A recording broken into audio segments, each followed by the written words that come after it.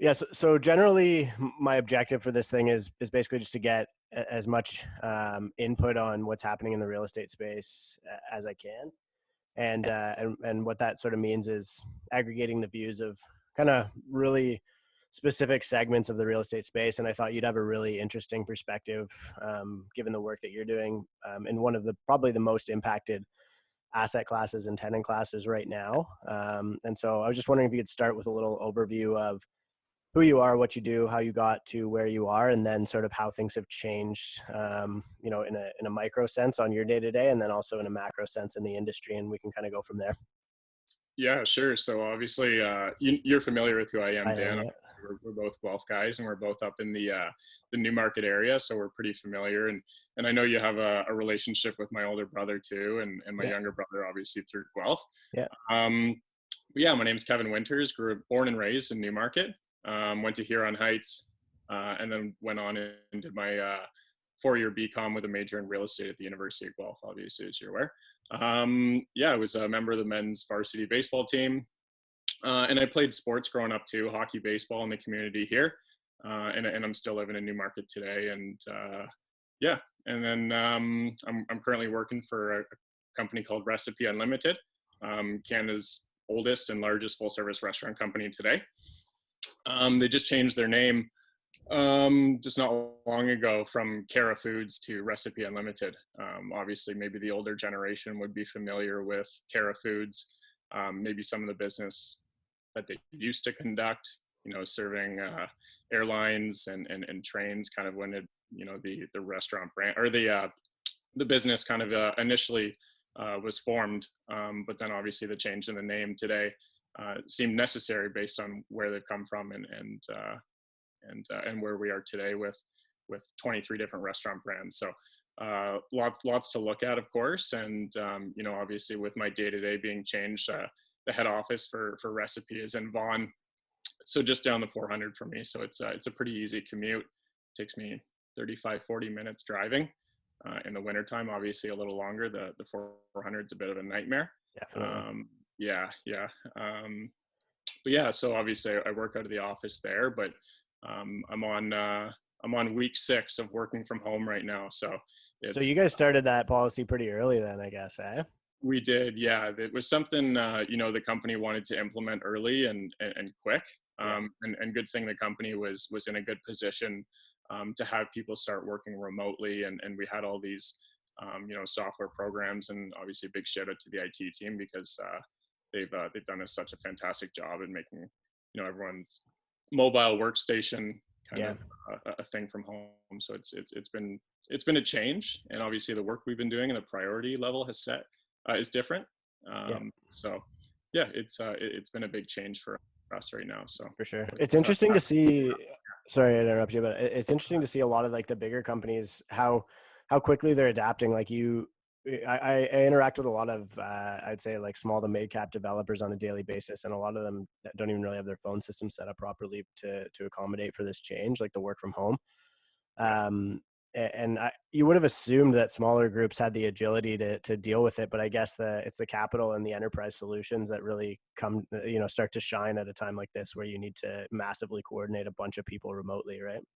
Yeah, totally. So it's been a big swing for sure to have, instead of having 400 or 500 people work out of the building, from everyone just logging on remotely. Like specifically my team, every morning we have just kind of a morning video call, see what's up, set our priorities for the day and for the Nice. week, and just kind of and go from there. So it's Yeah, been good, and I think we've adapted well to it. And everyone's handling a little differently and trying to stay busy, in different ways. Of course, everyone's sitting at home, trying to stay active with not only work but obviously their personal lifestyle as well, and trying yeah, to. Me personally, like I go for runs in the neighborhood to try to get some exercise or some fresh air, middle yeah, of the day or end of the day. And for sure. I always see you're posting your workout videos and stuff Yeah, on your yeah. Instagram. So I I've know. actually been pretty bad with the workouts since like the first little bit. It was because it's my system, so it didn't change, but I've just been trying to spend more time with the family. So I'm like, I find myself sleeping in and hanging out in the mornings, and I don't get it. Like I used to get up at 5 a.m. and go for a walk, and then take the dog for a walk and then work out. So anyway, um, what kind of changes are we seeing, like beyond the obvious, in the restaurant space, and especially the real estate component of restaurants? From your lens, like what kind of changes have we seen so far? What could we continue to see change? And then are there any like risk factors that you see? And I know that's a big open-ended question, so we can kind of like dive into the nuances of it if you want. Sure. So I mean, maybe I'll just start just kind of like a micro level, kind of Yeah. where my day-to-day routine has changed. Obviously, working from home. Um, I'm part of the franchising team with Recipe Unlimited. So part of that is it's a sales job, Yeah. where my job is to bring in strong candidates to run and operate our business, as a majority of our restaurant portfolio is franchised. Um, we have about 1,400 locations across the network, and I think 80-90% of them are franchise locations, and then a small fraction of those are corporately owned and operated. So just to try to keep on track though with the micro level and what I do. Yeah. um, I mean, my day-to-day routine in the office would be bringing in new candidates, probably see 5-6 new faces a week. Right. Conducting formal interviews at the office, understanding, meeting new people, trying to help guide them into a restaurant business venture, whether that be with a quick service restaurant like Harvey's, or New York Fries in a food court, or a full service concept like Kelsey's, Montana's, Milestones, Eastside Mario's. So how that's really changed for us today is we've kind of maybe taken a bit of a step back. We've had to reprioritize kind of what we're looking at. Obviously, a lot of people aren't looking to buy restaurants right now. Hmm. People are trying to keep a lot of cash on hand, as cash flow seems to be king right now with a lot of things. Yeah. Um, so yeah, I mean, kind of what that means for us, I guess, moving forward is how are we going to adapt, and what's it going to look like coming out the other end. Yeah. Right. And I think we're going to use a lot of these tools that we're using today, like Zoom chats, Google Hangouts, virtual online meetings, to maybe even conduct, interviews with potential candidates or potential franchisees in the future. So, maybe trying to use some of this technology to our advantage and get good at it now. Yeah. So when we resurface and when we step back into the workplace, we'll be ready to go, and we'll be fully efficient. Yeah, it makes sense, and I think you kind of get the opportunity to build a little bit of a hedge on any future exposure that we have to, be it this pandemic or another one. Like, I think a lot of people are operating on the perspective that, even if we flatten the curve this time, there's another chance for another outbreak, or, the way it looks even in the US, right now it's isolated pockets, but could very easily jump around into different urban areas, and you find yourself putting out fires, and, maybe on a micro environment, different municipalities end up in lockdown scenarios. So it seems like a really good perspective, and actually something I haven't really heard so far is, that you guys are taking it as an opportunity to learn this stuff as well as possible and figure out how to leverage it. So I really like that insight, actually. Yeah, and I think it's how a lot, and not to cut you off, Dan, but just No, how I think a lot of people are going to, have to learn and adapt to the technology at our fingertips, and yeah, just the efficiencies that we can come to. Where we're having people drive 60 minutes or 90 minutes to the office for a yeah, 30-minute interview or a 45-minute interview. Just when we could just open Google Hangouts or set up a quick chat, and everyone can have it at the convenience of their own time and their own house, of course. So. for sure. Yeah, I think for like, I don't, I'm reluctant to use any judgmental terminology, but a lot of the guys who really call the shots in the industry, they're going to be the ones who are least likely to try and leverage this stuff. And so it's really given us an opportunity to, like, for the young people in the space who have probably been talking about the necessity of these kind of technologies for a while. It's really given us an opportunity to say, hey, we told you so, or it's the time to shine, I would say, for young people, and especially with, like, that sort of looming big capital migration from sort of like the boomers generation to the younger generation. I think it's only a natural fit, and it's just, I guess, interesting that it was caused by a black swan like this, but Yeah. really instantaneous demand for technology to play a much bigger role in the daily operations of companies, for sure. On Yeah, absolutely. on the macro level, like I mean, I think a lot of people really want to understand what's going on in the restaurant space and what a recovery would look like. And I think that, expanding on that necessity of technology, I think we've seen a lot of groups really do well to sort of salvage what's left of the bottom line there. And I guess I'm more talking about maybe your micro stuff in the city, where these guys probably just had really good consistent business in their small local commercial unit, and maybe didn't even think about delivery really, or partnering with one of those services, or doing it in house. And now again, like, just out of reactionary measures are going in that direction. Beyond obviously that sales channel, what changes can be made to restaurants to better, I don't know, mitigate the risk of the effects of something like this kind of moving forward? Yeah, that's actually a really good question, Dan. And I think, there's a lot of conversation going on and about how are we going to come out the other side of this, and how is this going to change the consumer's experience, whether that be, the dining experience, right? How are people going to change, or once this is all said and done and the dust settles, is the average consumer going to be excited to run back out and go sit in a dining room full of people, right? You think of a restaurant that's 4 or 5 thousand square feet that has 200 seats. Is that going to be the new norm, or are people going to go back to the original thinking? Like it's I can kind of see it from both ends. There's going to be the group of people who want to run back out, go celebrate, order a bunch of drinks and a bunch of food and see their friends and do the social thing. And then I think there's also going to be the people who are going to say, well, how can I be so sure that this is all said and done, Yeah. right? Why do I want to be in such close proximity? So I don't know if maybe there's going to be some kind of um, resurfacing for the initial period of time of maybe trying to just manage, maybe the seat count or the layout in a restaurant, on maybe Yeah. keeping proximities and groups of people to make them feel comfortable and safe. Um, Hmm. but from a macro level, right, just to kind of speak to the Canadian restaurant industry, to give you an idea, the Canadian restaurant sector makes up 4% of today's total GDP, which is about $93 billion. Right. Uh, Recipe Unlimited, the company I work for, specifically makes up $3.5 billion of that. So that's about 4% of the total market share. So obviously, we're seeing the big effects of this, of our restaurants being closed and dining rooms being closed. So we've obviously seen a big hit, but some restaurants have been able to kind of pull through, operating drive-through, takeout, and like you had kind of mentioned, some of these other services, or what we call them in the restaurant space, aggregator business, which is Skip the Dishes, Uber Eats, Fedora, any of those kind of third-party guys who kind of act as an additional channel of sales. Right. Yeah.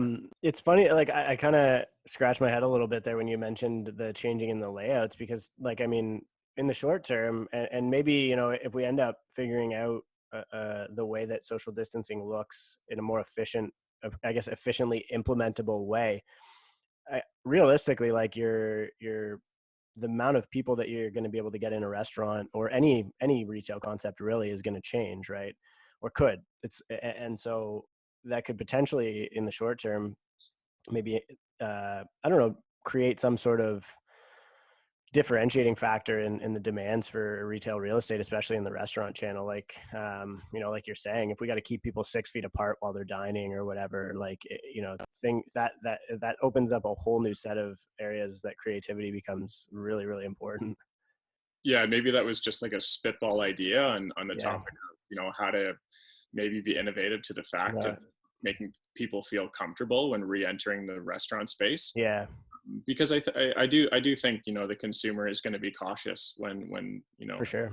about dining experiences now, and the health and safety and all the Mhm. precautions that we're all taking Yeah. right now to try to stay healthy and stay safe, of course. Yeah, for sure. I think it's also interesting that, like, now we're starting to hear of threats, and I would say probably further up the supply chain, but, there's concern with a couple of these, like the beef groups, making changes and shutting down operations. I know, like, one of my buddies was just telling me how he's concerned that he's not going to be able to afford a steak for the next couple of years. But so further up the supply chain, it's like, there, everybody's got to do their part. I wonder, I guess, from that perspective, I think like, cause you guys are sort of the last person to deliver that food to the consumer. um, I think that you almost get, I don't know, a little bit of a unique set of challenges because their eyes are right on it, right? Whereas you don't really, nobody sees the impact of a Cargill, like that outbreak that just happened in Alberta or whatever. Um, I've Yeah, always, sorry, for go ahead. sure. Right. Yeah, just on point. Are restaurants going to be able to have enough supply on hand to be able to put, a full plate of veg together, Right. or full protein together, depending on where they're getting it from. Yeah. So there's also that challenge as well for all the restaurants. Yeah. I've always found and I'll pick your brain on this one, especially because, I mean, this is consumer sentiment and sort of really, really stuff that, you can only really theorize about, but I've always found restaurants to be interesting because they have a shorter supply chain. They get the food, they cook it, they serve it, at least in a retail concept, than a lot of others, a lot of other industries. And so they have, at scale, the restaurant space has the agility, and consumers have the agility to kind of dictate their behavior better. I'm not sure if that's clear or not, but so I'll use an example. So Newmarket, which we're both familiar with, you see a really strong local presence with Main Street. A lot of those local restaurants, and there's no non-local restaurants allowed, I guess, on Main Street. And then I think compounding that, then you see Oxford putting in Market and Co., which is sort of like that sub-local, I guess, because it's a lot of those kind of like famous restaurants from Toronto, the Instagram friendly places that they put in there. And I think those are, fortunately or unfortunately, I mean, I would say that this is unfortunate, and those are the ones that, from my perspective, that really begin to suffer as a result of things like this, because they don't have the big bottom line that they're able to kind of shuffle some of that risk around, and obviously just the capitalization is way lower. I'm wondering if you think that trend, if it survives, will contribute to the resurrection of a lot of these smaller, more vulnerable restaurant players that might not have an easy time getting through the next 2 to 3 months, or however long this takes for us to start the recovery, at least. And if you could just shed any insight on that kind of concept. Yeah, sure. Well, I mean, if you look at it now, I think the statistics say that one in every 10 restaurants today has been permanently closed. Mm-hmm. Obviously, due to just, insufficient cash flow, too many outstanding debts, whether it be payments to banks, payments to suppliers, payments in rent to their landlord, um, which just puts them under. And I think they're anticipating, within the next 30 days or next month, that there's going to be another 1 in 5 restaurants closing permanently. So, Crazy. yeah, it's pretty wild. And yeah, and I think the small guys are, who maybe don't have, or maybe not a franchisee, or are part of a large franchise group, like Recipe or any of the other big franchisors here in Canada, or maybe struggle because they don't have that certain fallback for that kind of support. I mean, just to give you an idea, Dan, like, obviously, as we talked about, priority of work shifting, one of the big things that the franchising team at Recipe has been doing is trying to provide support, with a relation, kind of acting as a bit of a broker between the franchisee and the bank. Right. And then our real estate team specifically is managing the relationship with the landlord. If the franchisor is on the head lease, then we're going to go to bat, and we're going to try to battle and negotiate for any kind of rent deferral or abatement. But yeah, I mean, you get stuck in these cases where you have a small player restaurant who's trying to negotiate maybe with a big powerhouse landlord like a Rio Can or a Smart Centers, and they just have no stance, which is really, I think, the crumbling factor there. Yeah. So I guess to maybe put it in perspective, I think there's certainly going to be vacancy open in the markets. Yeah. I think there's going to be a sufficient amount of brick and mortar space that's going to be available for lease. And in my opinion, and again, this is kind of off the record, but I think the landlords need to be easy on the tenants. And I know that the feds are maybe trying to come up with some kind of landlord subsidy program to help relieve some of the tension on the retailers, or specifically the restaurants in that space, so they can hold positive cash flow, and Yeah. they can kind of come out the other end of this. Because quite frankly, if the landlord's going to put them in default or a curement period and the restaurant can't come out the other end, the landlord's going to be stuck with this vacant space collecting no rent. And quite frankly, I think the supply of available retailers that are going to be able to backfill that space is going to be extremely small, and it's going to be very challenging for the landlords to try to fill that. Yeah, I have a really similar perspective towards that, and I with most of the landlords that I've spoken with, a lot of these guys are doing what they can, at least on the smaller scale, where there's not as many, I guess if there's not as much diversification in the tenant portfolio within the asset. I would say they're trying to do everything they can to make it work for the tenant, because you would rather have that loss on your books, at least in the short term, than the question mark of how long you're going to be stuck with that vacancy. Like you said, and the recovery environment doesn't look, I don't want to say it doesn't look optimistic, but it doesn't look like anything at this point. Like there's a big, it's just a big question mark. And I guess actually that might be, maybe I'll just use that to lead into sort of the recovery discussion. What, like, these are hard questions to answer. And so, if you want to just kind of like be very broad or general from your perspective, that's totally fine, because I really have no clue either. But this is sort of the stuff that everybody seems to want to know is what's sort of like, from your perspective, a worst case scenario of, and it could be from a retail vacancy perspective, a bankruptcy, or how many of these restaurants are going to exit. And then, what's sort of a best case scenario, and what's a realistic scenario on that piece. And then also on, the timeline for recovery, how long it's going to take for consumer sentiment to ramp back up to be using restaurants the same way that they were, 2 months ago.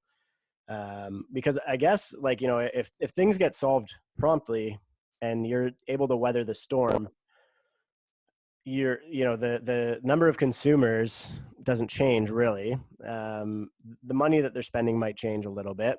If we see some significant deflation in the economy, which seems, pretty much inevitable at this point.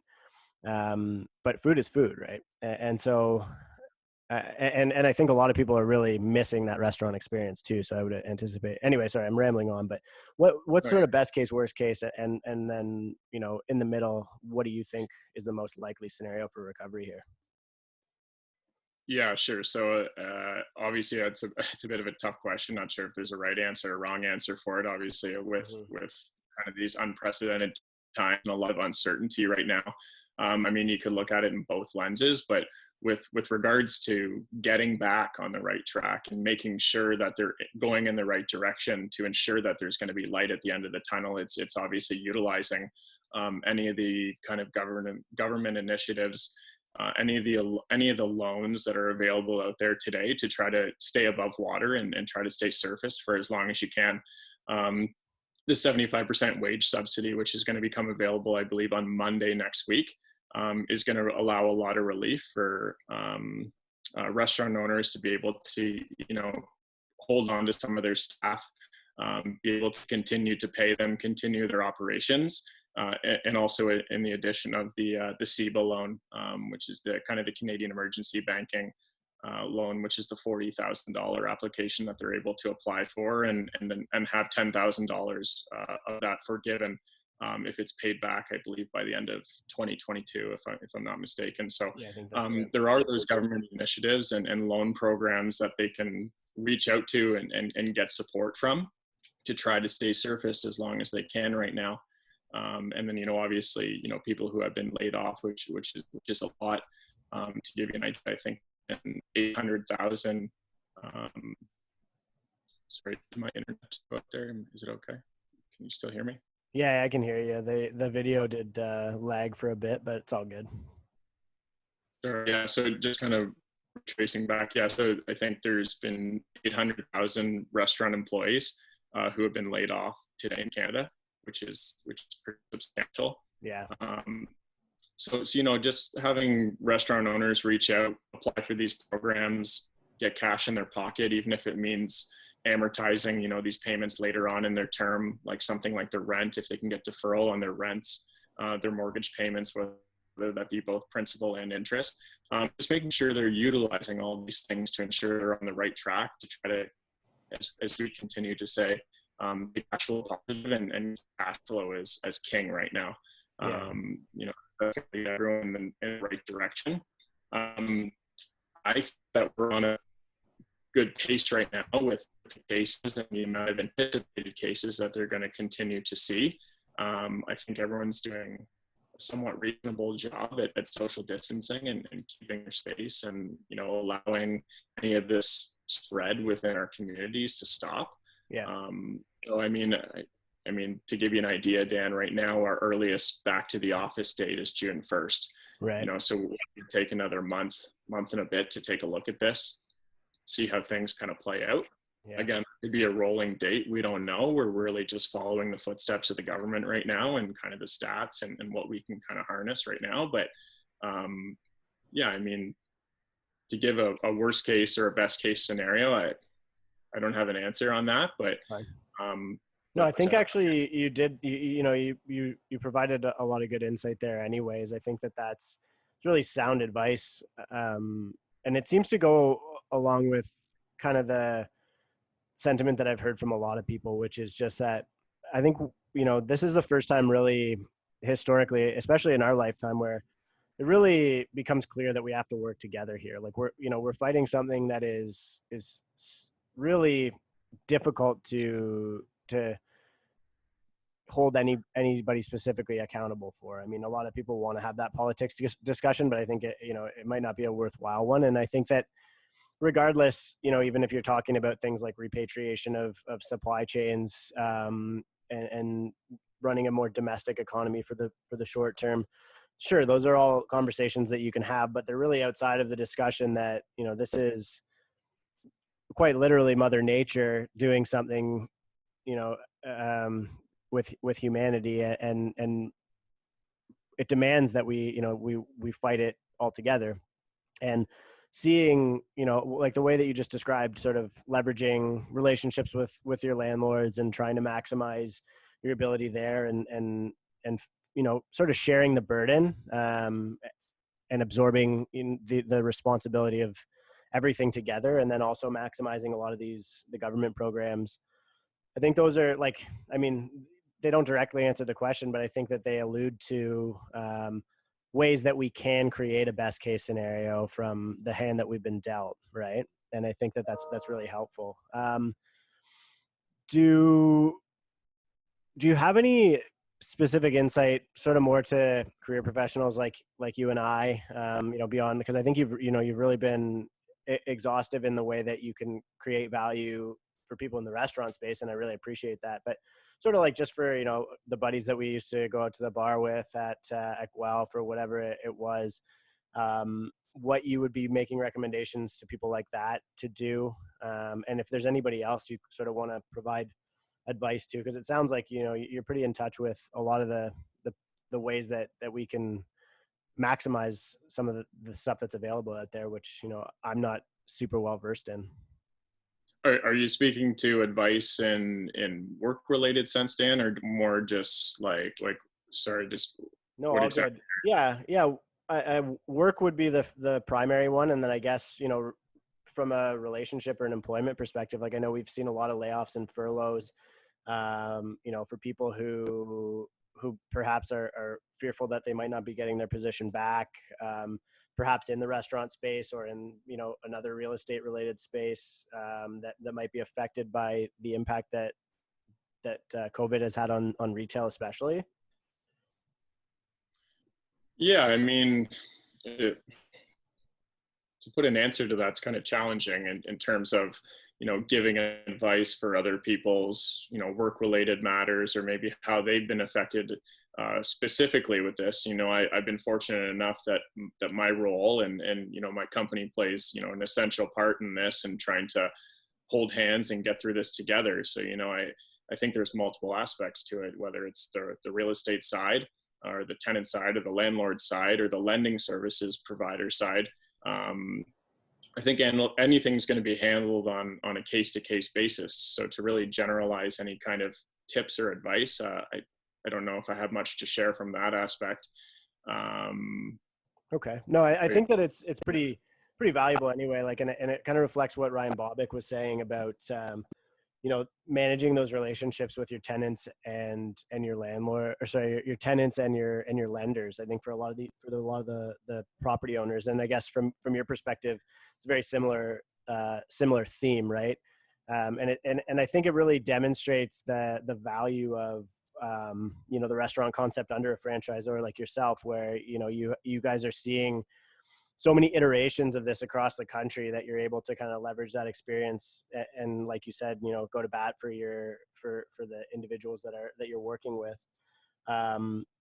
Is there anything else that you want to add before we wrap up? I know I kind of jumped around and because there was a couple of specific pieces that I really liked that you mentioned and that I wanted to dive in on, but is there anything else you feel like it might be necessary to throw in there before we wrap up? Yeah, sure. Today's National Takeout Day. Nice. I know I posted to my Instagram for those who follow me that it was like the official National Takeout Day last Wednesday, but it looks like it's going to be a reoccurring thing now. Nice.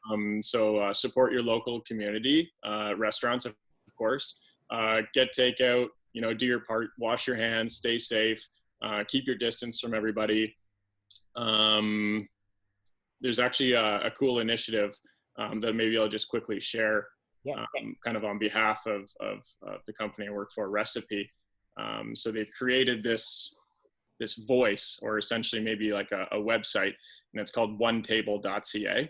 And it's essentially a recipe-funded initiative, fully marketed by our own team.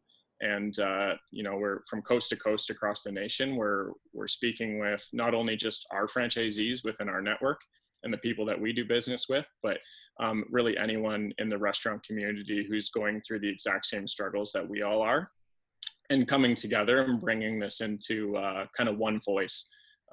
That's how they're referring to it, as one table, one voice, and just reaching out and trying to get as much support from the government as they can. So pretty cool website. Check it out, onetable.ca. Lots of stats about the Canadian restaurant industry, kind of what it's going through.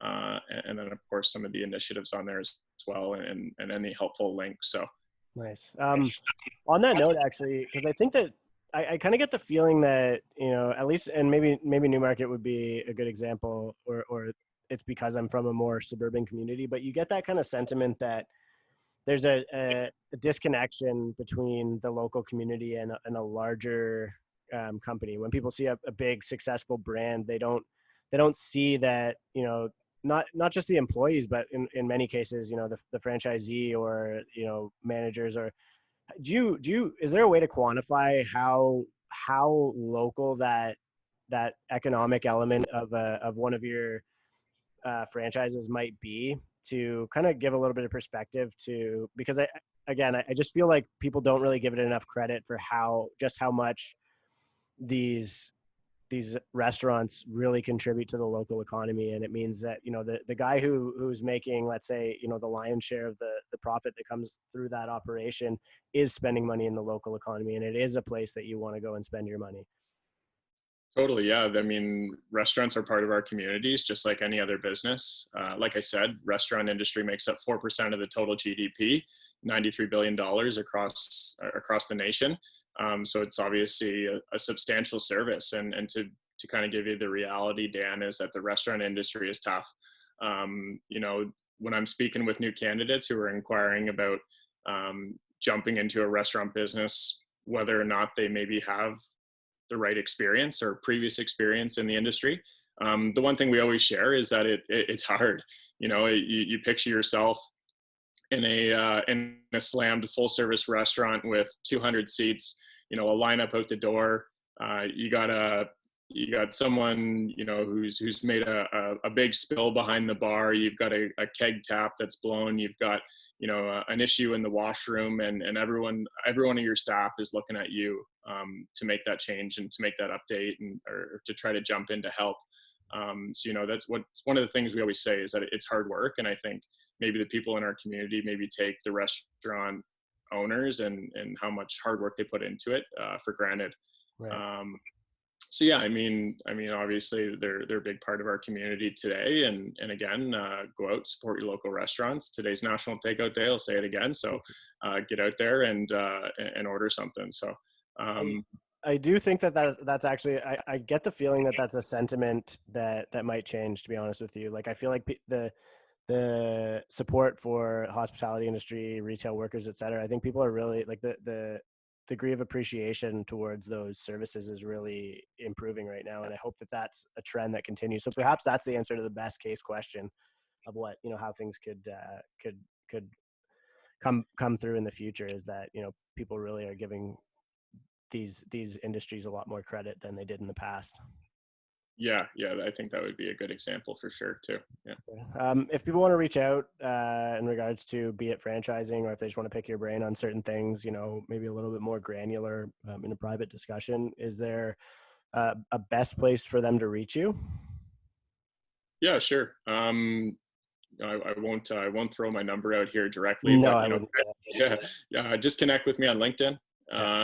Shoot me a direct message, and I'd love to be happy to have the conversation with anyone who just wants more information on the Canadian restaurant landscape, the business I specifically stand in, or just any direct questions with regards to franchising in general. So Okay. Amazing. Thanks, man. I really appreciate your time and your insight. I think it's going to be valuable to a lot of people who, I know that, I think both of us, and I think everybody right now is pretty limited in how much insight we're able to add, but I really I appreciate you bringing, especially some of those statistics there that I wasn't really aware of from an impact perspective. And I hope that, really my objective for a lot of this information would be to help people understand just how much change has happened, and so that, we can appreciate the necessity for us to be good to one another, and to try and, sort of do what we can to help it when this recovery process begins. So thanks again for your time, and I really, really, really appreciate the insight. I'll let you get back to work, since I guess you're working from home. yeah, that's no worries at all. And obviously a big shout out to you, Dan, for hosting these podcasts. This is really cool, man. And it's cool to see a good representation of University of Guelph alumni jump on and kind of give their perspective. And obviously a big shout out to the real estate and housing program specifically. Yeah. So what's up, everybody?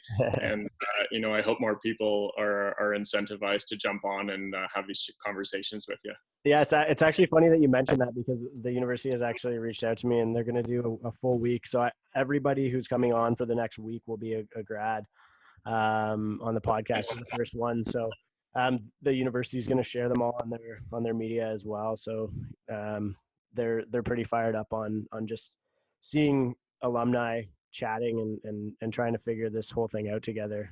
So it's very timely that you mentioned that. Yeah, cool.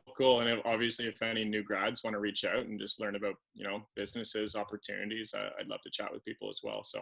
Okay, amazing, man. I really appreciate that. Thank you. Yeah, thanks so much, Dan. Take Enjoy. care, buddy. Bye. Take care.